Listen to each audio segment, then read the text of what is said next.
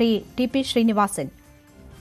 ഒരു നേർക്കുനേർ യുദ്ധത്തിലേക്ക് നീങ്ങുന്നു എന്നിടത്തു നിന്നാണ് മൂന്നാമത്തെ ദിവസവും പ്രഖ്യാപിച്ച ആക്രമണ പദ്ധതികൾ പിൻവലിച്ചുകൊണ്ട് കരാർ ആസന്നമെന്ന് ട്രംപ് വീണ്ടും പറയുന്നത്. ഈ 3.5 മാസം പിന്നിട്ട യുദ്ധത്തിനിടയിൽ പലതവണ ട്രംപ് സമാധാന കരാർ ആസന്നമെന്ന് പറഞ്ഞിട്ടുണ്ട്. പക്ഷേ പിന്നീടും യുദ്ധം കടുക്കുന്ന, ആക്രമണം കടുക്കുന്ന ദിവസങ്ങൾ നമ്മൾ കണ്ടിട്ടുണ്ട്. ഇപ്പോഴത്തെ പ്രഖ്യാപനത്തെ എത്രമാത്രം വിശ്വസിക്കാം?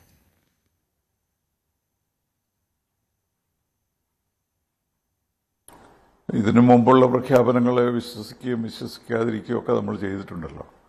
പക്ഷേ ഒരു തരത്തിലും ഒരു തീരുമാനത്തിലെത്താതെ എന്തെങ്കിലും ഒരു ആശ്വാസം ഇതിലുണ്ടെന്ന് നമുക്ക് കാണാൻ കഴിയുകയില്ല. കാരണം എന്താണ് യുദ്ധത്തിൻ്റെ ഉദ്ദേശം എന്ന് തുടങ്ങുമ്പോൾ നമുക്കറിയാം. ഇപ്പം ന്യൂക്ലിയർ ഇഷ്യൂ ആണെന്നാണ് എപ്പോഴും അത് പ്രൊജക്റ്റ് ചെയ്യപ്പെടുന്നത്. പക്ഷേ ഇറാൻ ആണവായുധങ്ങൾ ഉണ്ടാക്കുകയില്ല എന്നുള്ളത് അവർ ഓൾറെഡി പ്ലെഡ്ജ് ചെയ്തിട്ടുള്ള കാര്യമാണ്. NPT സൈൻ ചെയ്ത ഒരു രാജ്യത്തിന് ആണവായുധങ്ങൾ നിർമ്മിക്കാനോ അല്ലെങ്കിൽ അതിനുള്ള എക്സ്പെരിമെൻ്റ് നടത്താനോ ഉള്ള സ്വാതന്ത്ര്യമില്ല. അപ്പോൾ ബേസിക്കലായിട്ട് NPT ഒപ്പിട്ട രാജ്യം എന്നുള്ള നിലയിൽ ഇറാൻ ആ ഒരു ഓബ്ലിഗേഷനുണ്ട്. അതേസമയത്ത് അറ്റോമിക് എനർജി ഡെവലപ്പ് ചെയ്യാൻ ഫോർ പീസ്ഫുൾ പർപ്പസസ് അവർക്ക് അധികാരവുമുണ്ട്. അപ്പോൾ അങ്ങനെ നിൽക്കുമ്പോൾ അതിൽ മറ്റൊരു വ്യത്യാസവും വരുത്തേണ്ട യഥാർത്ഥത്തിൽ ആവശ്യമില്ല. പക്ഷേ പല കാര്യങ്ങളും പ്രസിഡന്റ് ട്രംപ് ബോംബ് ചെയ്തു, നറ്റാൻസ് വരെ ബോംബ് ചെയ്തു, പിന്നെ ഡീപ്പ് ഏരിയാസിലുള്ളതൊക്കെ ചെയ്തു. അതൊക്കെ ചെയ്തപ്പോൾ ഓരോ തവണ അദ്ദേഹം പറയാറുണ്ട് ഒബ്ലിറ്ററേറ്റഡ് ദി ഇറാനിയൻ ന്യൂക്ലിയർ കേപ്പബിലിറ്റി. അപ്പോൾ ഇതൊന്നും നമുക്ക് വിശ്വസിക്കാൻ സാധ്യമല്ല.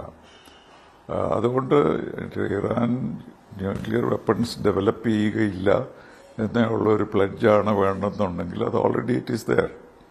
പക്ഷേ ആ പീസ്ഫുൾ ഡെവലപ്മെൻറ്റിനുള്ള ന്യൂക്ലിയർ എനർജി എത്രമാത്രം യുറേനിയം പുഷ്ടീകരിക്കാം, അതിൽ എന്തെങ്കിലും മിസ്ലീഡ് ചെയ്യാൻ പറ്റുമോ ലോകത്തിന്, അപ്പോൾ അവസാനം ഒരു സീക്രറ്റായിട്ട് ഡെവലപ്പ് ചെയ്യുന്നുള്ളതാണ് ചോദ്യം. അപ്പോൾ അതിന് ആദ്യം നമുക്ക് 2015 ഒരു അഗ്രിമെൻ്റ് ഉണ്ടായി. ആ സമയത്ത് തന്നെ 15 years അവരിതൊന്നും ചെയ്യില്ല എന്നൊരു ഡിക്ലറേഷൻ ഉണ്ടായിരുന്നു. അപ്പോൾ ഈ അവരുടെ ബേസിക്കായിട്ടുള്ള NPTയോടുള്ള കമ്മിറ്റ്മെൻറ്റ് കൂടുതൽ ശക്തിപ്പെടുത്തുക, അങ്ങനെ അവർ അതിൽ നിന്ന് പിൻവാങ്ങാൻ ശ്രമിക്കുക എന്നുള്ളതായിരുന്നു ഉദ്ദേശം. അതോടൊപ്പം തന്നെ ഫോഴ്സ് ഉപയോഗിച്ച് ബോംബിങ് നടത്തിയിട്ടുണ്ട്, കുറേ നാശനഷ്ടങ്ങൾ വരുത്തിയെന്ന് പറയുന്നു.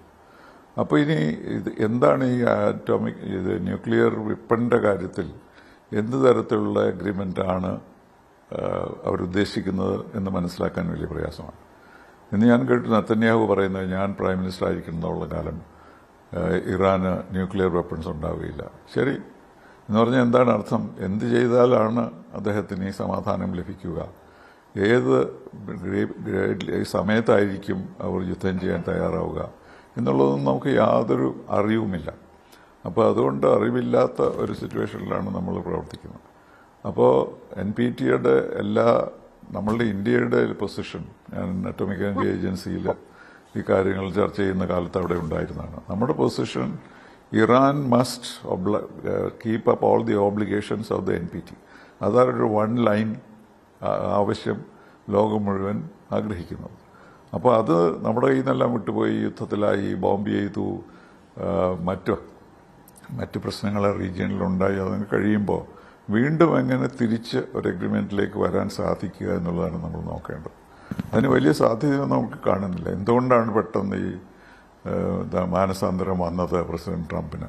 ഇതിലൊന്നും യാതൊരു ഉത്തരവും നമുക്ക് ഇല്ല. അപ്പോൾ അതുകൊണ്ട് ഈ 14 ഐഡിയാസുള്ള ഒരു പ്രപ്പോസൽ വെച്ചിരിക്കുന്നു പറഞ്ഞ് ഞാനത് കണ്ടിട്ടില്ല.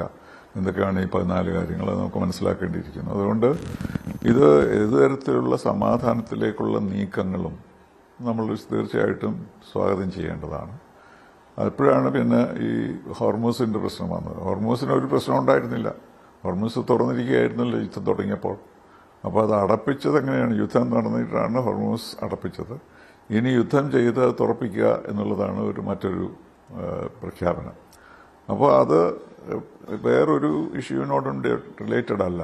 കാരണം അവിടെ കൂടെ ന്യൂക്ലിയർ വെപ്പൺസ് കൊണ്ടുപോയിന്നോ അങ്ങനെയുള്ള റിലേഷൻഷിപ്പൊന്നുമില്ല. അതൊരു സൈഡിലായിട്ട് വന്നതാണ്. ഒരു പ്രഷർ ചെലുത്താനുള്ള ഒരു മാർഗമായി വന്നപ്പോൾ അമേരിക്ക അത് അവിടെ അമേരിക്കൻ നാവികശക്തികൾ ഉപയോഗിച്ചു. അങ്ങനെ തുറക്കാൻ ശ്രമിക്കുന്നു. അതിപ്പോൾ തുറക്കാൻ സമ്മതിച്ചു എന്ന് പറയുന്നു. തുറക്കണം എന്നുള്ള കാര്യത്തിൽ ഐക്യരാഷ്ട്ര സംഘടനയിൽ വന്ന സെക്യൂരിറ്റി കൗൺസിൽ റെസൊല്യൂഷൻ റഷ്യയും ചൈനയും വീറ്റോ ചെയ്യുകയാണ് ചെയ്തത്. അതൊരിക്കലും മനസ്സിലാക്കാൻ കാര്യമാണ്. ആർക്കാണ് എതിർപ്പ്? ഇത് ഹോർമൂസ് തുറന്നു വയ്ക്കണം എന്നുള്ള ലോകത്തിനെല്ലാം ഇഷ്ടമാണ്. പക്ഷേ ആ റെസൊല്യൂഷൻ ഉപയോഗിച്ചുകൊണ്ട് അമേരിക്ക ബോംബ് ചെയ്തെങ്കിലോ എന്നുള്ള ഭയം കൊണ്ടാണ് ആ റെസൊല്യൂഷനെ അവർ രണ്ടുപേരും വീറ്റോ ചെയ്തത്. അല്ലെങ്കിൽ ഹോർമൂസ് തുറക്കുക എന്നുള്ളതൊരു ഇഷ്യൂ ആയിരുന്നില്ല. ഇപ്പം അത് ഒരു ഇഷ്യൂ ആയിട്ടുണ്ട്. അപ്പോൾ ഇതെല്ലാം കടന്നുകൊണ്ട് ഒരു സമാധാനത്തിലേക്ക് നടക്കാനുള്ള സാധ്യതകൾ എത്രയാണെന്ന് നമുക്ക് കണ്ടറിയേണ്ടതുണ്ട്. കാരണം ഈ പാർട്ടികളെല്ലാം തന്നെ പറയുന്നത് ഒന്നും വിശ്വസിക്കാൻ കഴിയാത്തൊരു സ്ഥിതിയാണ് നമുക്കുള്ളത്. അപ്പോൾ അതുകൊണ്ട് ലോകം അതിശയപ്പെട്ടിരിക്കുന്നത് എന്തായിരിക്കുമെന്ന് വരുന്ന ഒരു പുതിയ ഒരു സൂചനകളൊന്നും ഇതിൽ നിന്ന് കാണുന്നില്ലതാണ്. ഇതെല്ലാം പഴയ ഇഷ്യൂസൊക്കെ തന്നെയാണ്. അത് വീണ്ടും വീണ്ടും വരുന്നു. അതേസമയത്ത് പ്രസിഡന്റ് പറയുന്നത് ഞാൻ വൈസ് പ്രസിഡന്റ് വാൻസ് ഈ ആഴ്ചയ്ക്ക് അവസാനം ഇത് ഒപ്പിടും എന്നൊക്കെയാണ് പറയുന്നത്. അപ്പോൾ അതുകൊണ്ട് നമ്മളൊരു അറിവോടുകൂടി അല്ലെങ്കിൽ നടക്കുന്ന കാര്യങ്ങൾ എന്താണെന്ന് അറിയാതെ ചർച്ച ചെയ്യുന്ന ഒരു സിറ്റുവേഷനാണ് നമുക്കിന്ന്. അതുകൊണ്ടൊരു കൺക്ലൂഷനിൽ വരാൻ വലിയ പ്രയാസമാണ്. തീർച്ചയായും അങ്ങനെ ഒരു കൺക്ലൂഷനിലേക്ക് എത്തുക ബുദ്ധിമുട്ടാണ് ഈ ഘട്ടത്തിൽ എന്നതാണ് നമ്മളുടെ അനുഭവവും സമീപകാല അനുഭവങ്ങളും അതാണ്. ശ്രീ ഷിനാസ്, ഇവിടെ ഇപ്പോൾ ഇറാൻ പല ഘട്ടങ്ങളിലായി അല്ലെങ്കിൽ ഇറാനും അമേരിക്കയും തമ്മിൽ തന്നെ പല ഘട്ടങ്ങളിലായി സമാധാനത്തിന്റെ അരികിലേക്ക് പോകുന്നു എന്ന സൂചനകൾ നൽകിയിട്ടുണ്ട്. അതിൽ നിന്ന് പിൻവാങ്ങി വലിയ ഏറ്റുമുട്ടലുകളിലേക്ക് പോകുന്നു. ഇറാൻ പലപ്പോഴും ഇതിൽ സൂചിപ്പിച്ചിട്ടുള്ളത് ഒരു നോൺ ക്രെഡിബിൾ ആയിട്ടുള്ള നെഗോഷിയേറ്റിംഗ് പാർട്ട്ണറാണ് അമേരിക്ക എന്നതാണ്. അവർ ഗോൾ പോസ്റ്റുകൾ മാറ്റുന്നു, അതുകൊണ്ട് തന്നെ ചർച്ചകൾക്കുള്ള സാധ്യതകൾ അടയുന്നു എന്നതാണ് അവർ അത് എന്തുകൊണ്ട് സമാധാന ചർച്ചകൾ പൂർത്തിയാകുന്നില്ല എന്നതിൽ ചൂണ്ടിക്കാട്ടിയിട്ടുള്ളത്. സമാനമായ നിലയിൽ ഇപ്പോൾ ഈ സമാധാന ചർച്ചകൾ നടക്കുമ്പോഴും അൽ ജസീറയിൽ ഇറാന്റേതായി വരുന്ന അവരുടെ ഫോറിൻ മിനിസ്ട്രിയുടേതായി വരുന്ന സമീപനം എന്ന് വെച്ചാൽ ഇതിൻ്റെ പ്രധാന പാർട്ട് ശരിയായിട്ടുണ്ട് സമാധാന കരാറിൻ്റെ, പക്ഷേ Americans were being greedy and raising new request എന്നാണ്. അപ്പോൾ പുതിയ ആവശ്യങ്ങൾ അമേരിക്കയുടെ ഭാഗത്തു നിന്ന് വരുന്നു എന്നൊരു കാര്യം ചൂണ്ടിക്കാണിക്കപ്പെടുകയാണ്. എങ്ങനെയാണോ നേരത്തെ സമാധാന കരാറുകൾ അട്ടിമറിക്കപ്പെട്ടത്, സമാനമായ നിലയിൽ ഇതും സംഭവിക്കാനുള്ള സാധ്യതകളാണോ അത് സൂചിപ്പിക്കുന്നത്? ശരിയാണ്.